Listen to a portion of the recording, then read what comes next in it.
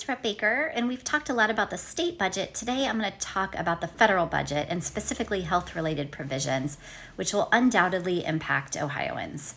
So the federal House budget includes a huge cut to Medicaid. If passed as it currently stands, it would be the largest cut to Medicaid since the inception of the program. This will result in many Ohioans being kicked off of Medicaid and finding themselves without health care coverage. As Ohioans are taken off Medicaid, they will likely avoid preventive care, but then present at emergency departments with things like stroke or heart attack, needing more costly acute care.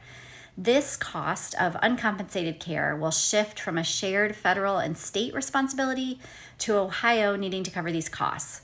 And those with commercial insurance will likely see increases in their costs. The federal budget also increases copays and cost sharing for those who remain on Medicaid, making low-income Ohioans pay more for their health care. The bill requires Ohio verify eligibility for all Medicaid recipients every 6 months. Another cut in the federal budget is around minimum staffing standards for long-term care facilities.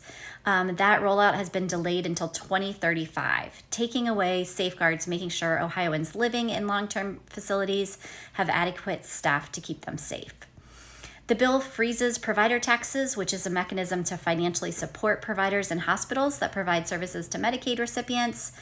And then there are some culture war provisions added that will harm our most vulnerable, including prohibiting Medicaid from covering any gender-affirming care and prohibiting any federal funding to go to Planned Parenthood, even for STI testing, birth control services. This budget would be devastating to lower-income Ohioans who rely on Medicaid to stay healthy.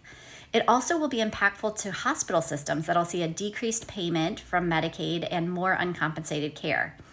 These hospital shortfalls will likely be filled by increasing costs to commercial insurance holders.